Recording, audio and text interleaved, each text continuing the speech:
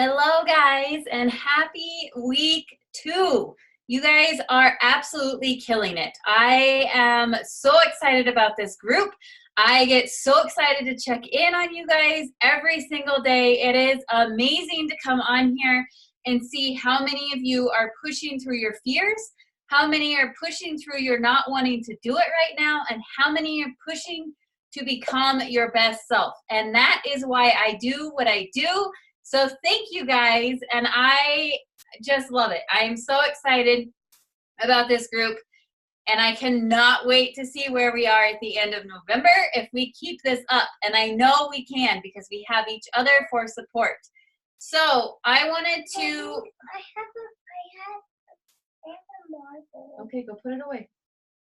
I wanted to talk to you guys about, I don't know, some of you may have seen a post this week about, she posted it, so I'm sure I can talk about it. Adele having a horrible week with pushing her car and then just kind of giving up and eating like crap, but then she realized it and she got herself back on. So that is what I want to do this video about, because first off, she's not the only one. She's just the only one that's admitted that that is a problem.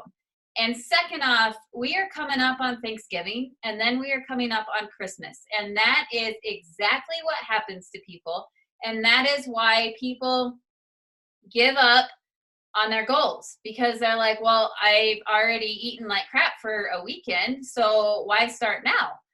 So a lot of times, it won't start yet, but a lot of the times the week of Thanksgiving, this happens because people have maybe a couple Thanksgiving dinners and they eat like crap, and then they continue to eat like crap because they have all of the leftovers and all of the dessert leftovers, and then they're like, well, by this point, people are bringing in Christmas goodies to work, so I may as well just start after Christmas. And then people don't start after Christmas because of New Year's Eve, and they want to party, and they want to have all the treats, so they start January 1st.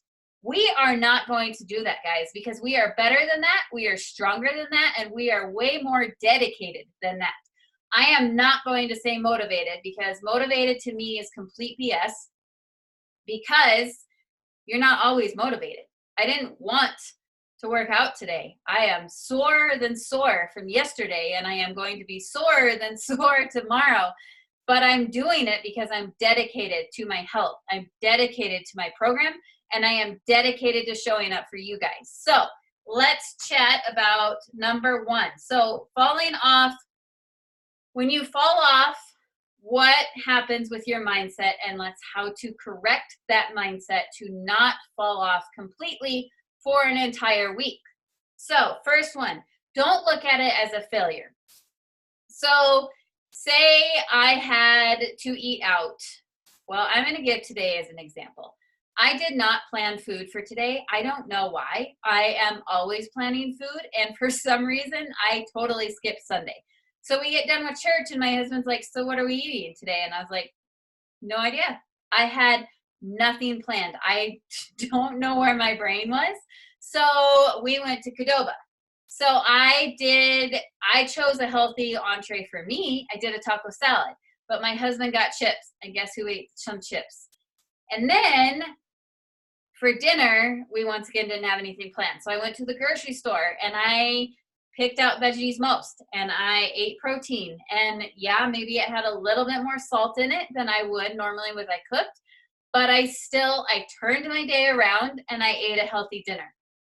So I did not look at my lunch as a failure. I did not look at the fact that I ate all of these tortilla chips as a failure. I looked at it as, okay, I had a treat, I learned my lesson, and I'm going to move on, and I'm going to start eating healthy again to get back on track. Now, do I have a weight loss day coming for me tomorrow? Possibly not, because my body is super sensitive to salt, I'm learning. But you know what? I learned my lesson, and that is all that matters. So that's lesson number 1. Do not look at it as a failure. Look at it as, I enjoyed that treat. Let's get back on track. I learned what happened. Number 2 is reflect on why it happened. So for me, I obviously knew I didn't have anything planned. So we went out, and tortilla chips are my weakness. So if my husband is going to have tortilla chips right by me, I am going to be tempted to eat tortilla chips as well. So that's my reflection. So maybe for last week, if some of you had what happened to Adele, where you're like, gosh, I just don't have anything planned and prepped, and so I'm going to eat this candy because it's right here because my kid's Halloween and all of that, then you can reflect and be like, okay, this is what happened. I didn't have things planned, so I ended up eating this instead of this. So always use a falling off as a reflection practice, because you want to reflect on why you fell off. Maybe it was an emotional thing. Maybe you had a super horrible day, so you turned to emotional eating. Guys, it happens. I am definitely a recovering emotional eater. I used to, oh my gosh, the emotions like crazy with food. So always reflect. Number 3, I have my notes on my phone.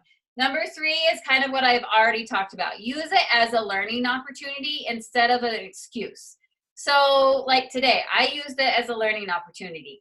Make sure you plan Saturday or Sunday's meals. Make sure that Sunday lunch is figured out because you're going to get done with church and you're going to be hungry. Make sure Sunday dinner is planned because you had either just gotten groceries or ordered groceries for pickup tomorrow, and you're probably not going to have anything planned.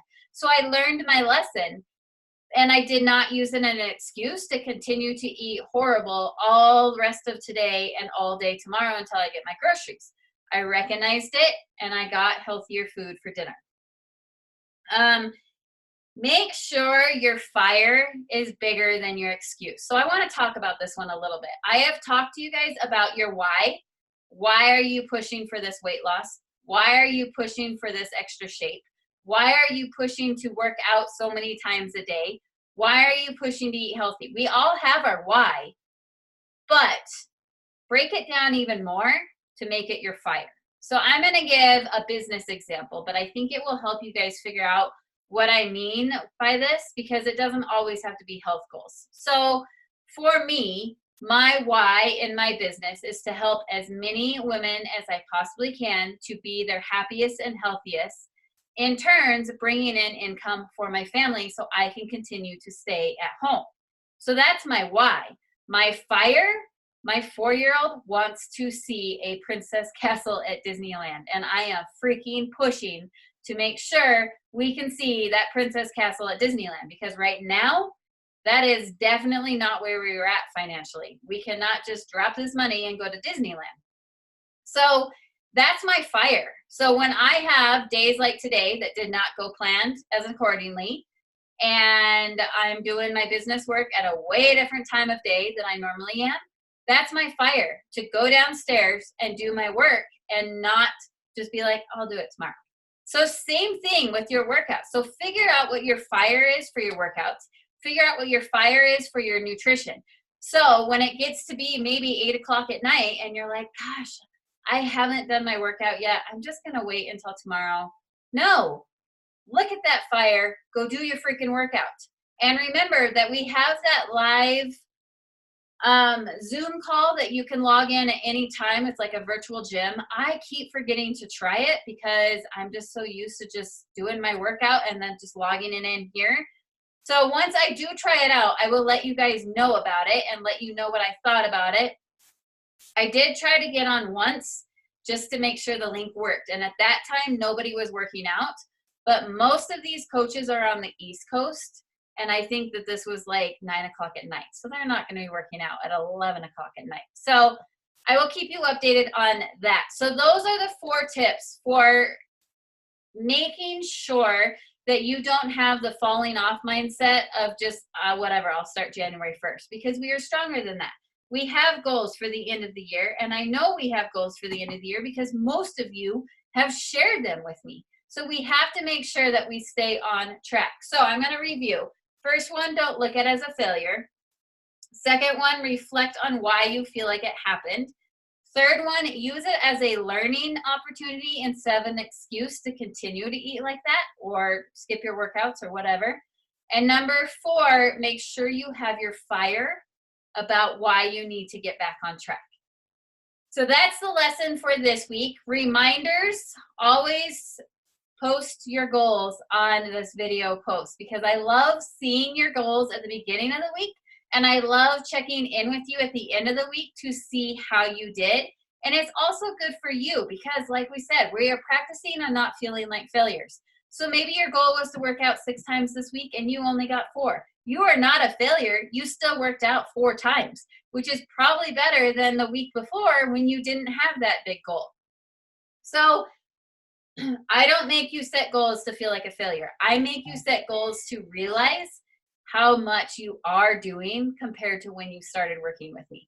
And then number 2, if you are reading I almost said Morning Meltdown, Miracle Morning, I want you to comment below on what you are thinking of it because it is life changing.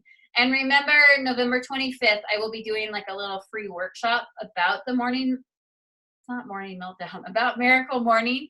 And so let me know if you are interested in that. So have a fantastic week, guys. I am so excited to see all of your guys' workouts and everything posted. Bye, guys.